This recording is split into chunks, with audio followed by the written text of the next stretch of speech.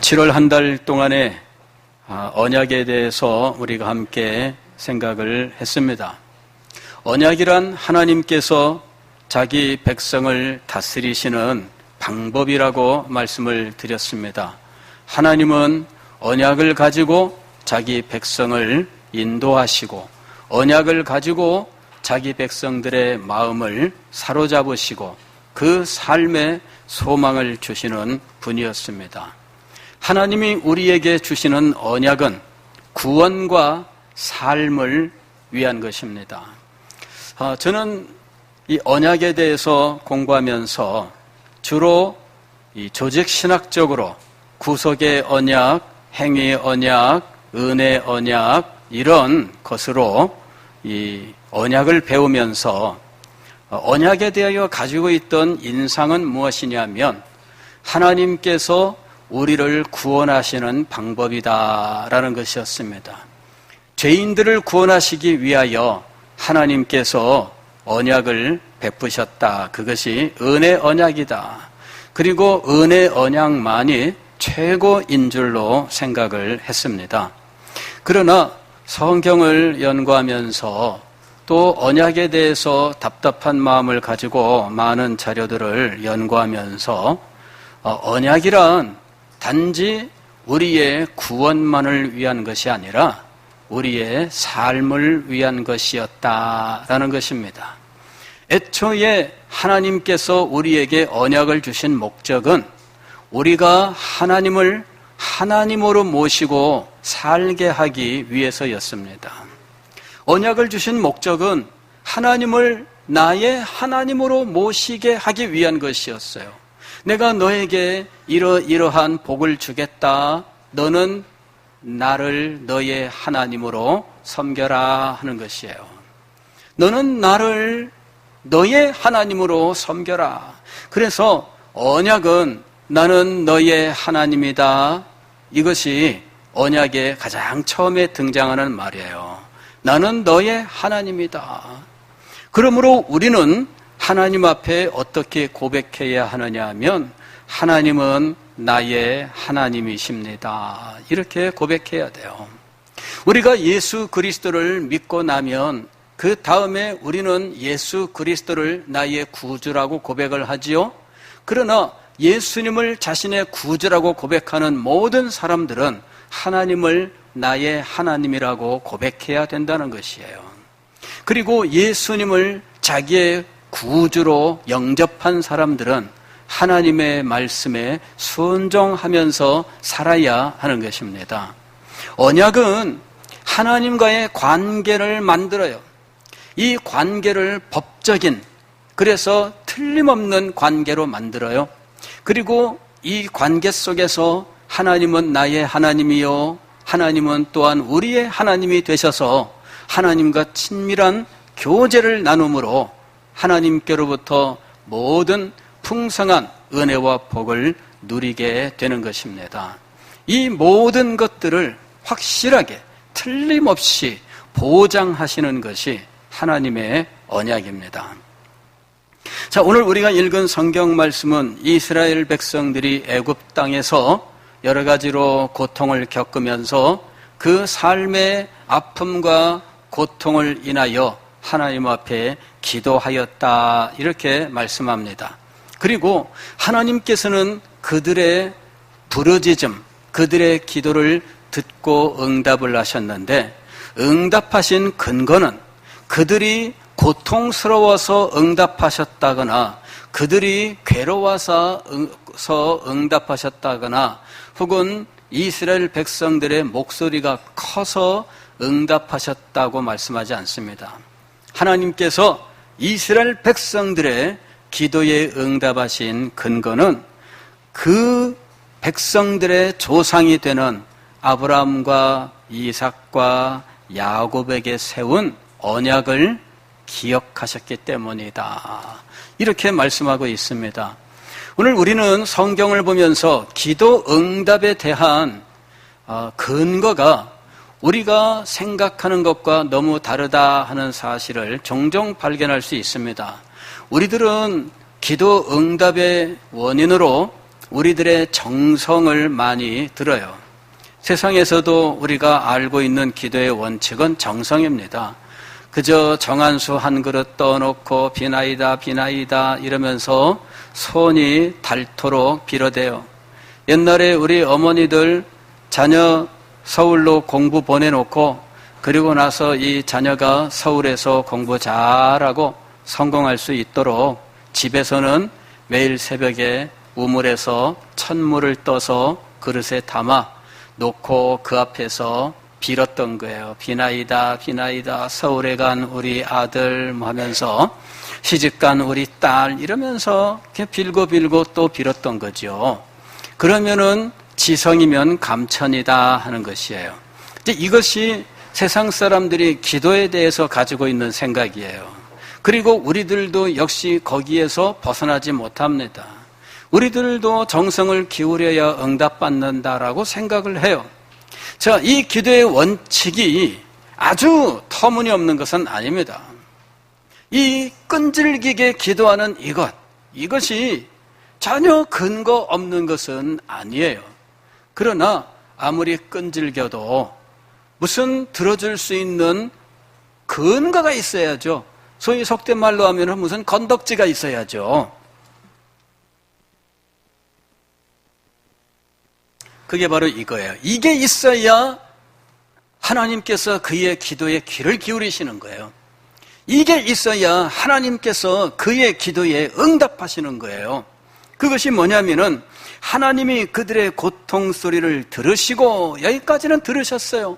그러나 응답은 무엇 때문에 오느냐 하면 하나님이 아브라함과 이삭과 야곱에게 세운 그의 언약을 기억하사 그랬던 거예요. 이것 때문에 하나님께서 그들의 고통의 현장 속에 임하셨던 거예요.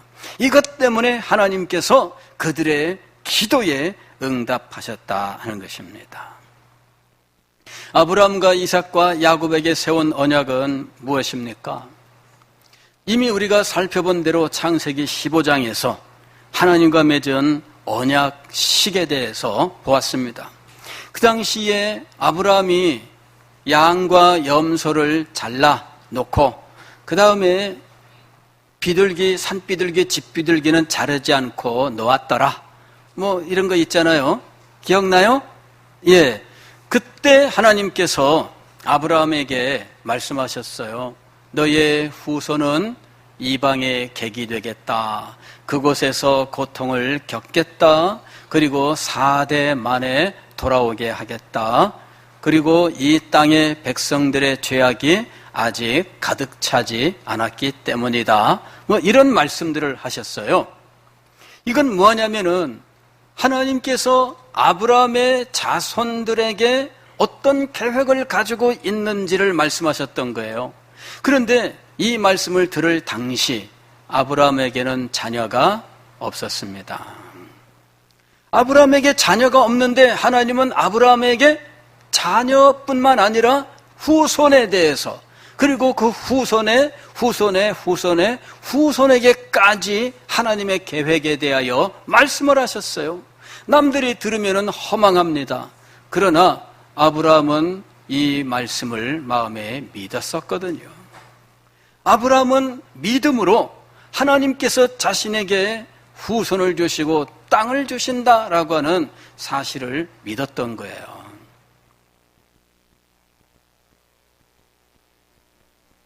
아브라함의 후손은 이 언약식 후에 205년 만에 애굽으로 가게 됩니다.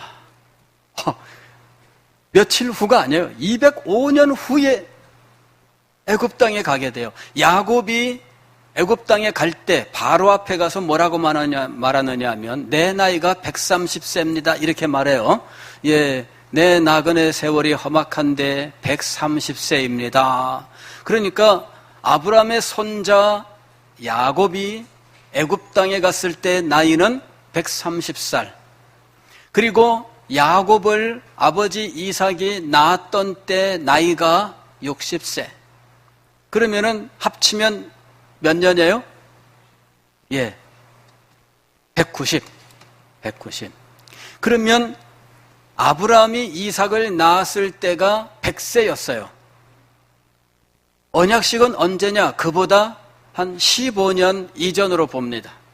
왜냐하면 이스마엘을 낳기 전이거든요. 그래서 합치면 대략 205년이 돼요. 205년 후에 아브라함의 후손들 70명이 애굽 땅으로 갑니다. 그리고 그곳에서 430년을 지내다가 나오게 되는데 그게 출애굽이에요. 처음에는 가서 잘 지냈습니다. 고센이라고 하는 땅을 시급으로 받고 그곳에서 이스라엘 백성들은 정착하고 발전했는데 얼마나 자녀들을 왕성하게 낳았는지 얼마나 큰 백성이 되었는지 몰라요. 나중에 요셉을 알지 못하는 왕이 등극합니다. 정권이 바뀌었어요. 그리고 새로운 민족이 애굽을 지배하는 시대가 되었습니다. 그때 그들은 이스라엘 민족들을 두려워하기 시작했습니다. 저들이 얼마나 인구가 빠르게 늘어나는지, 가만두면 저들이 우리를 점령하겠다 해서 인구 제한 정책을 쓰기 시작하는 거예요. 가지가지 일들을 하죠. 남자들은 다 죽여라 이렇게 이야기를 해요. 아기가 태어나면 죽여라. 그랬더니 이 엄마들이 다 무조건 낳아서 잘 키우고 있습니다. 산파들에게 이야기를 해서 다 죽여라 이러는 일까지 내리는 거예요. 그래서 철저하게 이스라엘 백성들 산하 제한 정책을 쓰고 그리고 고통스러운 노동을 부과하면서 얼마나 힘들고 어려웠는지 몰라요. 그때 이 백성들이 하나님 앞에 기도했던 거예요. 하나님께서 그들의 기도를 들으셨는데 아브라함과 이삭과 야곱의 언약을 기억하셨어요. 즉 언약이라고 하는 것은 단지 우리가 예수 그리스도를 믿고 구원을 얻습니다라고 하는 여기에만 적용되어 있는 것이 아니라 우리의 삶의 모든 부분이 하나님과 맺은 언약으로 이루어져 있다는 거예요. 알고 보면은 하나님께서 인간을 창조하실 때 그때 언약이 등장을 해요. 우리가 우리의 모양과 형상대로 사람을 만들고 라고 이야기합니다. 이때 우리가 하나님은 한 분이시잖아요. 그런데 의논이라고 하는 형태의 말이 나타나요. 우리가 우리의 모양과 형상대로 사람을 만들고 그들로 하여금 이 땅을 다스리게 하자. 이게 뭐냐면 의논이에요. 하나님은 한 분이신데 누구와 의논을 하셨을까요? 바로 이것이 하나님의 신비예요. 성부, 성자, 성령 삼위일체 하나님이 의논 가운데 계신다 하는 거예요. 그 삼위 하나님의 의논이 곧 언약이에요. 삼위 하나님 상호 간의 언약이에요. 그리고 하나님의 언약을 따라서 하나님께서 남자와 여자를 창조하시고 그들에게 복을 주시면서 땅에 충만하라 번성하라 하시면서 정복하고 다스려라 하고 명령을 하셔요. 이 명령이 하나님의 언약이에요. 그리고 이 하나님의 언약을 시행하는 시행 언약이 주어집니다. 이 시행 언약이라고 하는 것이 무엇이냐면 행위 언약이에요. 여러분 이걸 알아야 돼요. 우리가 이 사회에서 어떤 법이 필요하면 법을 국회에서 만들잖아요. 근데 이 법을 실제로 적용하기 위해서는 적용을 위한 또 다른 법이 만들어져요. 법만 가지고 이루어지는 게 아니라 이 법을 실제로 어떻게 시행할 것이냐라는 요 시행에 관한 법들이 만들어져요. 어떤 것들은 대통령령으로 하고 이렇게 해서 시행령이라든지 혹은 조례라든지 이런 가지 시행을 위한 방법들이 만들어지는 거거든요. 하나님께서 인간을 창조하셔요. 그리고 생육하고 번성하여 땅에 충만하라, 그리고 땅을 정복하라, 다스려라 하고 말씀을 하셨어요. 이것을 시행할 수 있는 시행 방법이 나왔는데 그것이 행위언약입니다. 하나님께서는 아담과 하와를 에덴 동산에 두시고 이 에덴 동산을 경작하게 하셨어요. 이게 뭐냐면은 정복하고 다스려라 라고 하는 일을 거기서 시험적으로 시작하는 거예요. 그리고 그들이 그 일을 해 나갈 때 마음에 꼭 간직하고 있어야 하는 한 가지 사실을 기억하게 하기 위해서 동산 중앙에는 선악과라고 하는 것을 두신 거예요. 자, 선악과를 볼 때마다 그들이 기억해야 될 것은 무엇이냐 하면 하나님은 나의 하나님입니다. 선악과를 따먹지 말라, 따먹지 말라, 여기에서 우리는 무엇을 생각해야 되느냐 하면 하나님이 계신다, 하나님은 나의 하나님이시다 하는 것을 기억해야 되는 거예요. 우리가 오늘날 성찬식을 거행하잖아요. 떡과 포도주예요. 그런데 이 떡과 포도주를 볼 때에 우리는 무엇이라고 생각해요? 예수님께서 십자가 위에서 나를 위해 죽으셨습니다. 예수님은 나의 구주이십니다. 이렇게 우리는 생각하며 고백해요. 떡과 포도주를 보면서 우리는 무엇을 생각해요? 예수님의 십자가, 나의 구주, 예수님을 믿음으로 얻는 구원에 대해서 생각을 해요. 마찬가지로 선악과라고 하는 것을 볼 때 먹지 말라, 거기서 끝, 이게 아닙니다. 우리는 흔히 선악과 하면은 먹지 말라, 거기서 끝나요. 그게 아닙니다. 선악과는 먹지 말라에서 끝나는 것이 아니에요.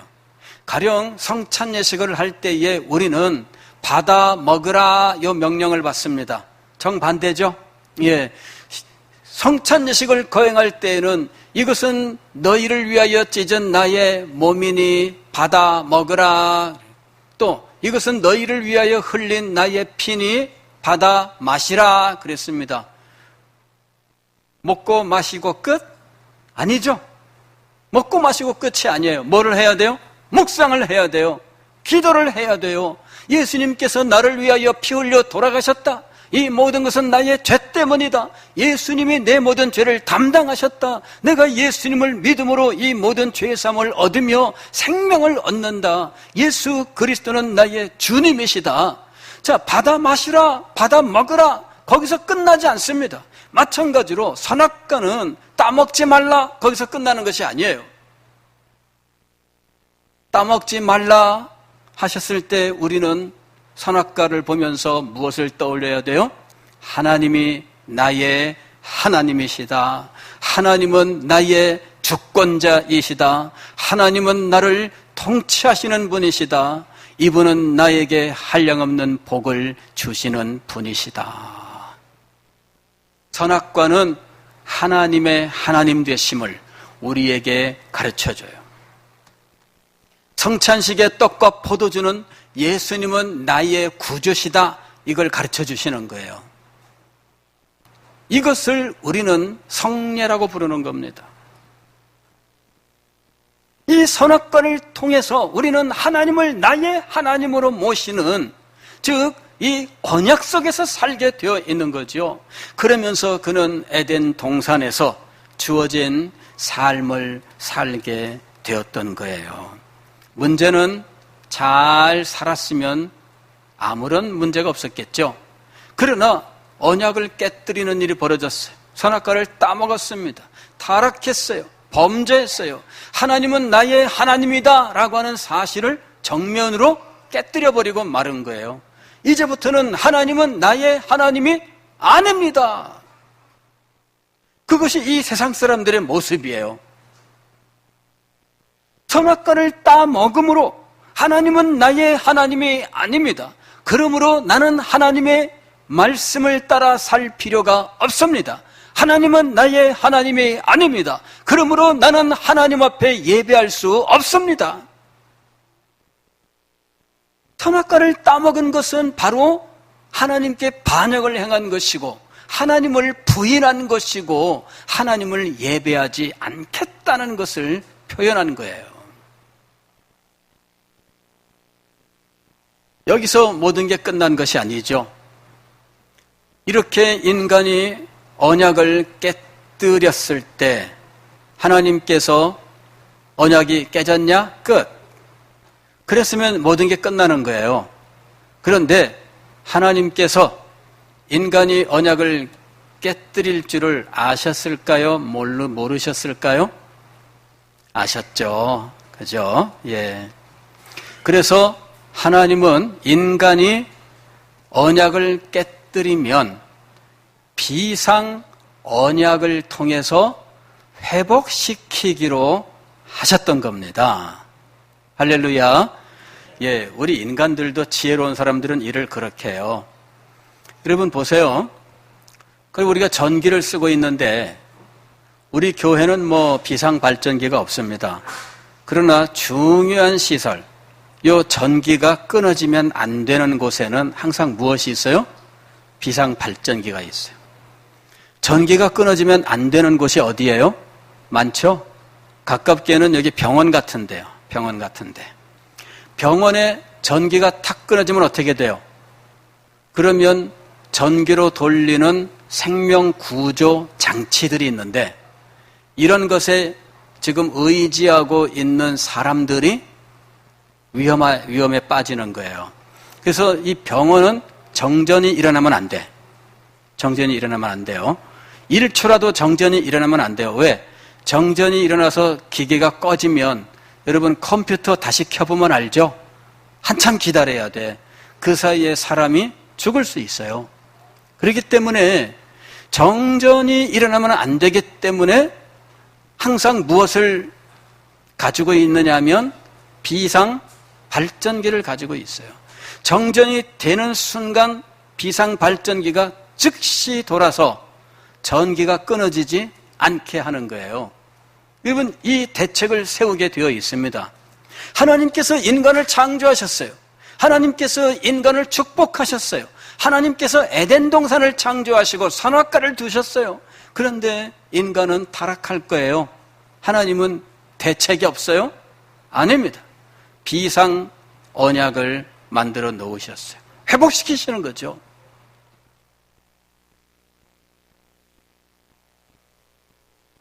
그것이 바로 예수 그리스도를 통하여 죄인들을 구원하시는 은혜 언약이에요.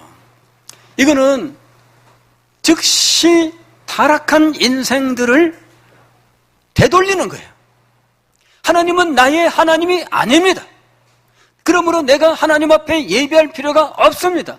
그러므로 나는 하나님의 말씀을 순종할 수 없습니다.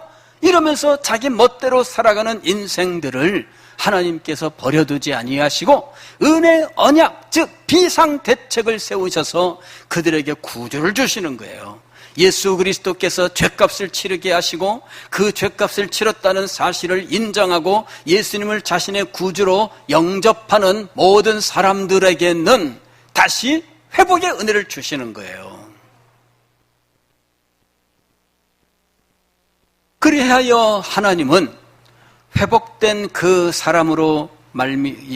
사람에게 다시금 하나님께서 축복하신 삶을 살아가게 하셨던 겁니다. 그래서 여전히 우리에게 생육하고 번성하여 땅에 충만하라, 정복하라, 다스리라 하시는 하나님의 축복과 명령이 살아있는 겁니다. 인간은 타락했지만 명령은 살아있다? 아닙니다. 타락한 인간에게는 하나님의 축복과 명령이 살아있지 않습니다. 예, 그냥 자기가 그냥 행하는 것일 뿐이에요. 무슨 이야기냐 하면은 회복은 안 됐는데 잘못했습니다 이러면서 자기 멋대로 행하는 일들이 있어요. 인정을 받을까요? 못 받을까요? 인정 못 받습니다. 회복이 되어야 인정을 받는 거예요. 자, 세상 사람들이 이 세상을 정복하고 다스리라 이런 하나님의 축복을 따라서 열심히 사는 것처럼 보이지만 인정을 받지는 못해요.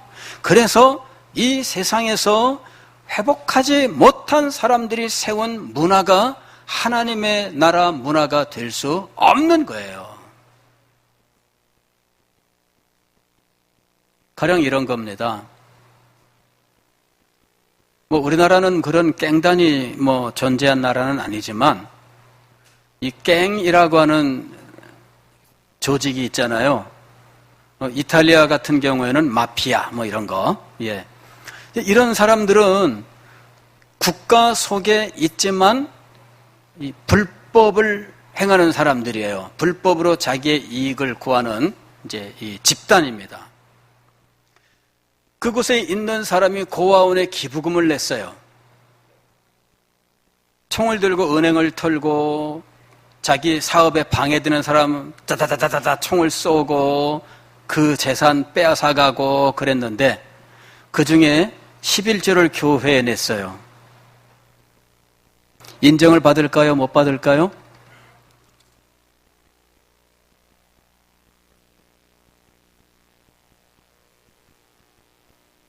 하나님께서 회복의 은혜를 주시고 그로 하여금 생육하고 번성하여 땅에 충만하라, 다스려라, 정복하라 말씀하신 것이 그대로 이어지게 하셨어요.